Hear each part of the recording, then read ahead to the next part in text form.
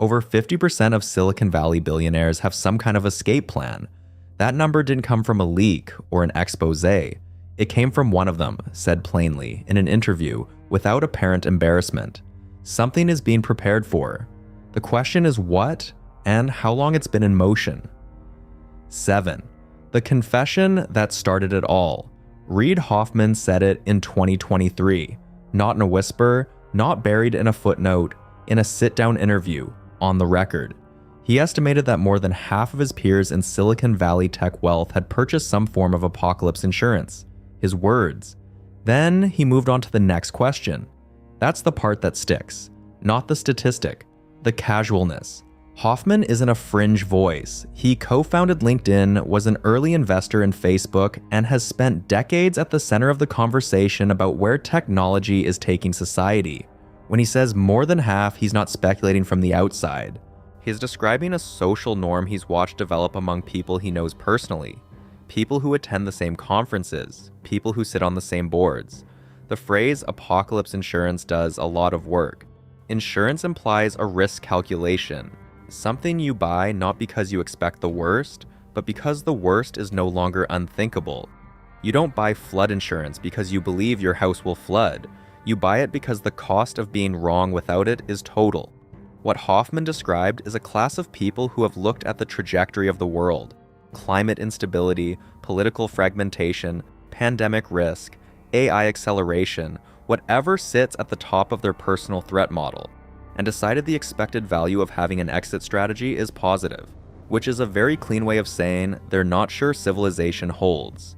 The specific forms this insurance takes vary, and the rest of this countdown gets into that, but the baseline is a property somewhere remote, stocked, and defensible. New Zealand comes up constantly, and not by accident. It's politically stable, geographically isolated, has a functional agricultural base, and until recently had relatively open foreign land acquisition laws. In 2020 alone, New Zealand approved over 50 land purchases by American nationals. That's not a trend, that's a pattern. What makes Hoffman's admission useful isn't that it's shocking. It's that it's a data point from inside the room. The bunkers, the seed vaults, the private security buildups, those could be dismissed individually as eccentricity, as the behavior of outliers with too much money and too much anxiety. But Hoffman put a number on it, more than half, of a cohort that collectively controls more capital than most national governments. There's a version of this that's almost rational. If you have the resources to prepare for systemic collapse and you choose not to, that's arguably a stranger decision than preparing. The rich have always insulated themselves from the consequences of the world they help shape. That's not new. What's new is the scale of the preparation, the specificity of it, and the fact that people like Hoffman are now saying it out loud without lowering their voice. He called it apocalypse insurance and moved on. The interview kept going. Nobody in the room appeared to find this remarkable. 6. The caloric math of the end of the world. Somewhere in Montana, there is a property with a 5-year food supply built into it. Not canned goods stacked in a basement. A designed reserve, caloric targets, nutritional balance, rotating stock, the kind of thing you'd find in a FEMA continuity of government facility. Except this one belongs to a hedge fund manager whose name you'd recognize. The detail that surfaced publicly wasn't the food itself. It was that the reserves were calculated per person, per day, across a 5-year timeline, and that the math had been done by a logistics consultant who normally works on supply chain resilience for Fortune 500 companies, a professional, hired specifically for this. 5 years is not a weekend. 5 years of food for a family, plus staff, plus security personnel, because there's always security personnel, runs into the tens of thousands of pounds of stored goods. That's a warehouse problem, not a pantry problem. The infrastructure required to rotate stock, maintain temperature, prevent spoilage. That is not prepper anxiety. That's operations management, which tells you something about who's doing it. The ultra-wealthy approach survival the way they approach everything else, with project managers, deliverables, and quarterly reviews. There are now consulting firms that exist specifically to serve this market. They don't advertise openly, but they show up in the procurement records of family offices and in the LinkedIn profiles of people who describe their work as resilience planning for high net worth individuals. The field has its own vocabulary: continuity of lifestyle, principal protection, sovereign asset positioning. It used to be called something simpler: bunker food. The shift away from commercial food systems is the part that doesn't get enough attention. A standard emergency kit is still connected to the same supply chains as everyone else. It's just a buffer. What the private reserves represent is a structural disconnection. If the global food supply chain experiences a sustained disruption, a scenario that actual climate and logistics modelers have been describing with increasing specificity since the early 2010s, the people with private reserves aren't rationing alongside the general population. They've already exited that system entirely. Picture a warehouse the size of a suburban home's footprint, climate-controlled somewhere below ground level on a multi-acre property, organized with the precision of a pharmaceutical storage facility. Inventory tracked, staff on rotation, access controlled, not a thought experiment. A procurement reality for at least a documented handful of billionaires, and almost certainly more who haven't had their purchasing patterns reported on. The hedge fund manager in Montana isn't unique. He's just the one someone talked about. There's a through line here that runs from the food reserves to the land purchases to everything else in this countdown. These aren't isolated decisions. They're components. Each one, the food, the property, the water independence, the communications infrastructure, only makes sense as part of a system. You don't build a 5-year food reserve and stop there. You build it because you've already decided the other pieces are in place or in progress. That's not paranoia. That's architecture. The consultant who did the caloric math moved on to the next client. Somewhere, a spreadsheet still exists. Rows for rice, rows for freeze-dried protein, a cell in the bottom right corner with a final number, enough calories across enough days to outlast whatever the model said was coming. Nobody published the model. What's at number 5? The island that billionaires quietly bought. New Zealand approved more than 50 land purchases by American nationals in 2020 alone, a single year during a global pandemic when international travel had essentially stopped. The purchases kept coming anyway: remote applications, wire transfers, lawyers handling the paperwork from the other side of the planet. New Zealand isn't random. It sits at the end of the world geographically, far enough from every major geopolitical flashpoint that a conflict in Europe, the Middle East, or the South China Sea registers there mainly as news. It has a stable democratic government, no nuclear targets, a functioning agricultural sector capable of feeding its population without imports, and until recently, relatively permissive rules around foreign land ownership.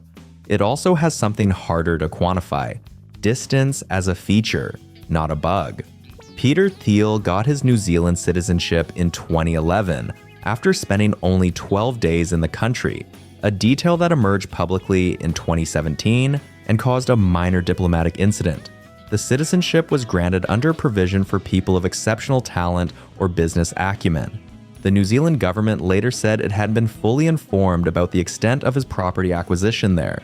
Thiel, for his part, called New Zealand a utopia. He was not the last. The purchases that followed, from Thiel and from others whose names surface only in property records and corporate filings, weren't vacation homes. The properties tend to share a profile: large acreage, arable land, access to fresh water, and in several documented cases, existing or planned airstrips. An airstrip on a private property is not a recreational feature. It's a contingency. If this is the kind of thing that gets you, drop a like, leave a comment. It genuinely helps. Now, back to it. The New Zealand government eventually tightened its foreign land acquisition rules, passing legislation in 2018 that made it significantly harder for non-residents to purchase existing homes. But the large rural properties, the ones that matter for this particular calculation, remained accessible through corporate structures and managed investment vehicles. Lawyers know how. The purchases continued. Local journalists in New Zealand have been tracking this longer than anyone else. Their reporting describes properties that look, from the outside, like sheep stations or conservation blocks, unremarkable from the road, if there is a road. Inside the fencing, the picture is different. Hardened structures, water storage, power generation independent of the national grid. One documented property had a communication setup that a former military signals officer described, when shown photographs, as not consistent with civilian recreational use. Picture the southern end of the North Island on a clear day. Green hills, quiet roads, maybe a few hundred sheep visible from the highway. Turn down a private track. Pass a gate with electronic security. Keep driving for several minutes. Arrive at a compound that could sustain a small group of people for years without resupply. The sheep are real. They're also not the point. Over 50 approvals, 1 year, a closed border. The applications didn't slow down because the world was in crisis. They accelerated.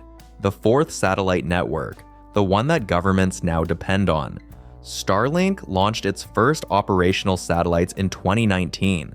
By 2022, it had become the communications backbone for a military conflict in Eastern Europe. That transition from consumer internet product to wartime critical infrastructure took less than 3 years. No treaty governed it. No international body approved it. One man owned the hardware, and dozens of governments found themselves dependent on his continued goodwill. The Ukraine situation made this impossible to ignore. When Russian forces moved to jam and disable Ukrainian communications infrastructure in the early weeks of the invasion, Starlink terminals were physically shipped in and activated within days. Ukrainian military units were coordinating on a private commercial network. Elon Musk, at various points, made public statements about what he would and wouldn't allow the terminals to be used for, including a reported decision to restrict coverage near Crimea to prevent a Ukrainian drone submarine attack on Russian naval vessels. A private citizen made a battlefield decision in real time. Based on his own judgment, the Ukrainian government pushed back. Musk posted about it publicly with his characteristic combination of bluntness and apparent indifference to the diplomatic weight of what he was describing. SpaceX later said the Crimea restriction had been a default setting, not a deliberate choice. The distinction matters less than the underlying reality it revealed. The architecture of that dependency meant the question could arise at all.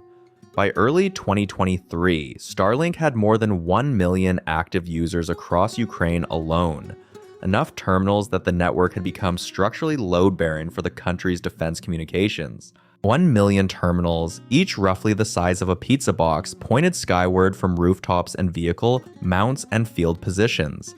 A constellation of low Earth orbit satellites above, owned entirely by a single private company, with no public regulatory framework governing what happens if that company changes its terms of service. Governments have noticed. Several NATO members have begun quietly assessing their dependency exposure. The European Union has its own satellite internet project, IRIS², partly conceived as a strategic hedge against exactly this kind of single-vendor lock-in. It is years behind Starlink. The hedge doesn't exist yet. The scale of Starlink's constellation is worth sitting with for a moment. As of 2023, SpaceX had launched over 4,000 satellites, more than all other satellite operators in history combined at that point. The night sky, in a meaningful and literal sense, has been restructured by one company's capital deployment. Astronomers have been raising concerns about observational interference since the early launches. The International Astronomical Union has registered formal objections. The launches continued. There's a version of this that's just a business story. A company built a better product and captured the market. But the product is communications infrastructure, which is what states used to control.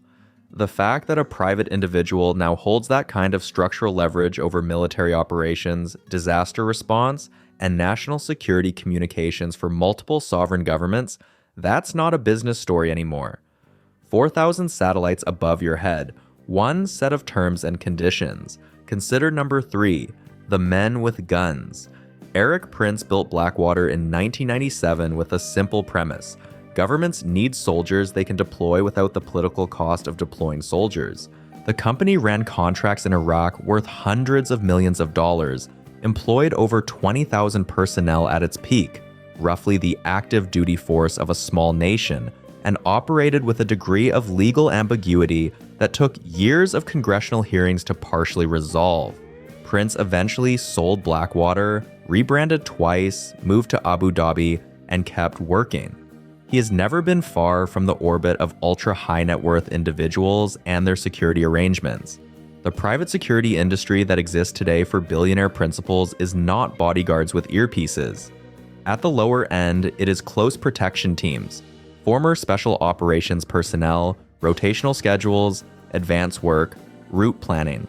At the upper end, it is something closer to a private standing force, perimeter security for compound properties, drone surveillance, armed response capability, and, in some documented cases, the kind of communications and tactical equipment that wouldn't look out of place on a military forward operating base. Procurement records tell part of the story. Family office spending on what gets categorized as security consulting has risen sharply through the 2010s and 2020s, a trend that security industry analysts have tracked and that occasionally surfaces in financial filings when the entities involved are large enough to require public disclosure. The numbers are rarely broken out in detail. The line item just grows. Picture a compound in a remote location, a main residence, outbuildings, a perimeter fence with sensor arrays, camera coverage at every approach, a security team of 12 to 15 rotating personnel who live on site and maintain their own armory. That's not a hypothetical drawn from a thriller novel. Security consultants who work in this market describe it as a standard configuration for a certain tier of client. Standard, as in common enough to have a template. The legal framework governing this is genuinely murky. Private security contractors operating on private land in certain jurisdictions can carry weapons, maintain defensive positions, and respond to threats with force under provisions that vary enormously by country and sometimes by county. Some of the jurisdictions where these compounds are located, remote areas of Montana, Wyoming, certain Central American countries, parts of New Zealand, have light regulatory touch on what private landowners can maintain in terms of armed personnel. Nobody audits this. There's no registry. No international oversight body counts how many private armed personnel are currently employed to protect individual billionaires and their properties. The number almost certainly runs into the tens of thousands globally, when you include all tiers of principal protection. Eric Prince gave an interview in 2022 in which he described the state of the world as one requiring sovereign individuals to take personal responsibility for their own security infrastructure. He said this the way someone says something they've believed for a long time and are no longer bothering to soften. The interviewer moved on. So did he. 2. The science of not dying. Jeff Bezos committed funding to Altos Labs in 2022. The company had already quietly recruited some of the most decorated biological researchers in the world. Scientists who'd left tenured positions at places like Cambridge and the Salk Institute before a single press release was issued. The total capital raised in the first funding round was reported at $3 billion. That's roughly the GDP of a small Pacific island nation, directed entirely at one question: can biological aging be reversed? Not slowed, reversed. Altos Labs is working on cellular reprogramming, specifically a process derived from the Nobel Prize-winning research of Shinya Yamanaka, who demonstrated that mature adult cells can be returned to a stem cell-like state. In mice, targeted application of this process has extended lifespan and reversed markers of aging in specific tissues. The leap from mouse tissue to a functioning human body is enormous. The researchers at Altos know this. They're working on it anyway, with essentially unlimited funding and no requirement to produce a commercial product on any particular timeline. That last part matters. Most pharmaceutical research operates under the constraint of a patent clock. You have roughly 20 years from filing before the exclusivity expires, which means you need a product in market within a window that shapes every research decision. Altos doesn't have that pressure. The money came from people who are, themselves, the intended beneficiaries of whatever gets discovered. The incentive structure is unlike anything in the history of medical research. Bezos wasn't alone. Yuri Milner, Russian-born tech investor, worth somewhere in the region of $4 billion, also participated. So did others whose names haven't been attached to the company publicly. The investor list reads like a directory of people who have already acquired most of what money can acquire and have now turned their attention to the one problem money hasn't solved yet. Picture a research campus in the Bay Area, staffed by scientists who were previously constrained by grant cycles and university politics, now operating with multi-year runway and a directive to pursue the most ambitious questions in biology without worrying about near-term applications. That's not a startup. It's more like a private Manhattan project, except the target isn't a weapon. It's mortality. Calico, funded by Google, announced back in 2013, has been running a parallel track for over a decade now, with similarly deep pockets and similarly quiet output. The research takes time. Time is, somewhat darkly, exactly what the funders are trying to buy. The uncomfortable arithmetic here is straightforward. If these programs produce meaningful results, even partial results, even a decade of additional healthy lifespan, the first people to access those results will be the people who funded the research, not because of malice, just because that's how proximity to proprietary science works. A treatment that extends healthy lifespan by 10 years, available first to the people who paid for it, is not a medical advance in any conventional sense. It's a different kind of escape plan entirely. 1. The question nobody answered. Prospera was chartered on the island of Roatan, Honduras in 2020. It occupies roughly 58 acres, about the size of a mid-sized university campus, and operates under a special economic zone framework that grants it a separate legal system, separate tax structure, and separate regulatory environment from the surrounding Honduran state. You can incorporate a company there in under an hour. You can become a resident with access to its legal protections for a one-time fee of $43,000. $43,000 for residency in a jurisdiction purpose-built by private capital, priced deliberately for a specific type of person. Peter Thiel invested. Mark Andreessen invested. The venture capital firm Pronomos, co-founded by Titus Gebel, a German entrepreneur who has written a book on the theory of private governance, provided foundational backing. The ideological framework underneath Prospera is called competitive governance. The idea that states should compete for citizens the way companies compete for customers, and that individuals with sufficient capital should be able to opt into whichever legal system best serves their interests. The residents of the existing Honduran community adjacent to the zone weren't consulted in any meaningful way before the charter was approved. That detail surfaced in reporting by journalists who visited the island.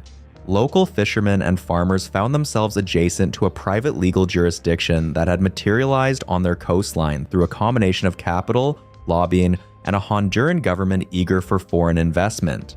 Picture the physical reality: a stretch of Caribbean shoreline, a cluster of modern low-rise buildings, solar panels, a medical clinic, co-working space, and a legal apparatus that exists effectively because enough wealthy people decided it should. On one side of an invisible line, Honduran law. On the other, a privately authored constitution. The Honduran government, after a change in administration, moved to cancel the Special Economic Zone framework in 2022. Prosperous backers responded with an international arbitration claim against Honduras under a bilateral investment treaty, seeking damages reported at $10.7 billion, a figure that represents roughly 2/3 of Honduras' entire annual GDP. A small country challenged a private legal experiment. The experiment sued the country for $10.7 billion. The arbitration was still ongoing as of 2023. Honduras, one of the poorest countries in the Western Hemisphere, was defending itself against a damages claim filed by the investors behind a 58-acre private city that had operated for roughly 2 years. Prosperous website during this period continued to describe itself as the future of governance. The co-working spaces were still bookable. The medical clinic was still open. The deeper issue isn't whether Prospera succeeds or fails as a jurisdiction. It's that the attempt was made at all. That sufficient private capital now exists to charter parallel legal systems, recruit talent to staff them, and then sue sovereign governments when those governments object. That capability exists. It has already been deployed. The arbitration clock is still running.